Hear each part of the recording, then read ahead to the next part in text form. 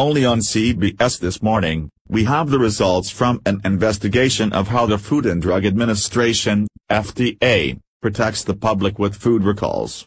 Government investigators from the Office of Inspector General, OIG, for the Department of Health and Human Services looked at 30 voluntary food recalls reported to the FDA between October 2012 and May 2015. They found the recall process did not always ensure the safety of the nation's food supply.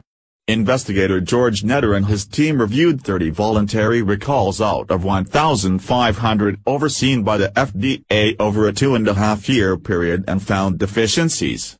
Among them, that the FDA could not always ensure that firms initiated food recalls promptly. It's something Netter said can be a critical failure, reports CBS News correspondent Anna Werner. 23 of the 30 recalls we looked at were Class I.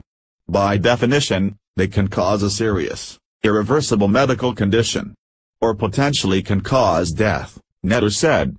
For example, in a salmonella outbreak in 2014 linked to nut butter, investigators found it took 165 days from the date the problem product was identified to the date of the firm's voluntary recall.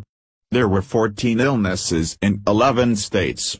During a listeria outbreak later that same year linked to cheese products, auditors determined a series of recalls took 81 days to complete. At least 9 people became ill, including an infant who died and 2 pregnant women lost their fetuses. The company owner later pleaded guilty to a felony. We have to be planned and we have to prepare for the worst-case scenario.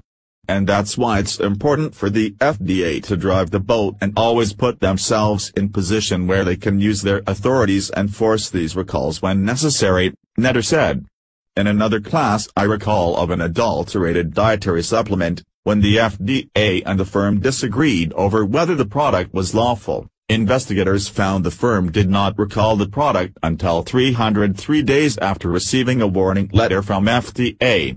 At 3 places for one recall, that stuff was still on the shelf when they went out there 303 days later. That meant people could have been buying it up till that 303 days, Netter said. So this product potentially jeopardized lives and they left it on shelves for close to a year? Werner asked. That would be correct, Netter said. The Inspector General's office first issued an alert on their findings in 2016. The FDA responded by putting a special team in place to handle challenging high-risk recalls. But for this report, the FDA also said the 30 cases selected were extreme outliers and claimed in the highest-risk recalls. Recall initiation took place, on average, in less than 3 days.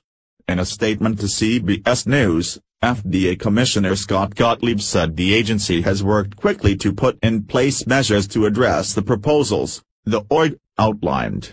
Though he said a lot has changed since then, I know that much work remains to be done if we're going to provide the highest assurance of safety. Netter said lives depend on it.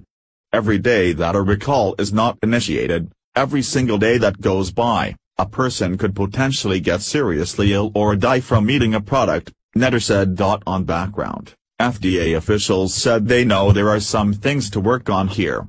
In that statement, the commissioner said the agency will announce some new measures this coming year, not only in regard to the recall process itself, but ways to get more information out to the public more quickly.